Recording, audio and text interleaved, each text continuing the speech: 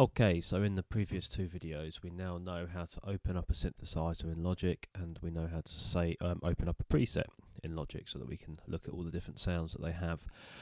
What we need to do now is learn how to edit one of those sounds and then save that sound as your own sound. Okay, I want you to start getting into the swing of doing this all the time. You will need to do that for this unit. So first of all, what we need to do is create a track so that we can load up one of the synths. So we create a software instrument here. Come on, Logic. Right, and we get this old EVP88 thing again. So go down to the side here on the channel strip, and what we need to do is a reset, because we want to get rid of that. I'm going to press B on the keyboard twice again and get rid of that side screen. Okay, so we'll start with the ES1, being as we've been looking at that one. So synthesizer 1, a lovely green colour, we've seen it before. So here we are, we've got a default sound on here. Okay, it's very nice if you want to play a bit of lounge music, but I don't like lounge music, so what we're going to do is create my own sound. What I do want to do is create a sound that's a bit bassy. I'm a bass player, so I like basses a lot. What I'm going to do to get that is I'm going to start off with a preset, because in your situation you might never have seen one of these instruments before, so it might be a bit daunting. So we'll start off with something that someone else has done. So let's click on here again where it says default, that little arrow, and you'll come up with all these names here. So the best thing to do is just go through. You've got synth leads here, all these different types of ones, synth pads. They tend to be quite atmospheric sort of sounds. Synth bass, this is what we want. I live in London, so I want a London bass in it.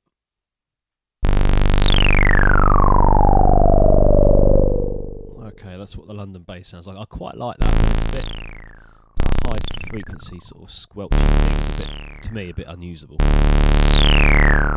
Plus, everybody that's bought Logic would have access to this sound, so I don't want to sound like everybody else that's bought Logic. I want to sound a bit unique. So what I'm going to do is I'm just going to edit it a little bit. I'm just going to go over here where it says oscillator. We'll go through what these mean in more detail a bit later on, but I'm going to turn that up to about around here.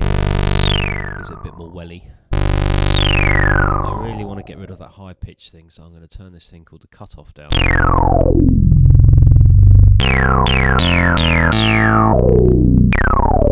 there a little bit, so I'm going to turn that down, this resonance thing. Now it appears to have gone. It seems a little bit more useful to me. It's not the most wildly exciting bass I've ever made, but this is just a quick demonstration. So I've used these bits here, the oscillator, the filter, to change the sound. I can't call it London bass anymore because it isn't, and I might want to keep the original London bass anyway. So I'm going to click here again, right, and it says all these are this is how you navigate through the different settings. I don't want that. I want to save this, okay, but I'm going to give it a name so that I can remember what I called it, okay. For the sake of I've done one already before, so I would type in my name, guys, London bass. I'm going to hit save. Okay, I want to replace it. Okay.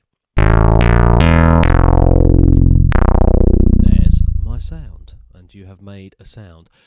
For this unit, you'll need to create 4 of these sounds, and also you'll need to understand how all these things work, which is what we'll be covering in the lessons. Okay, that's it for now.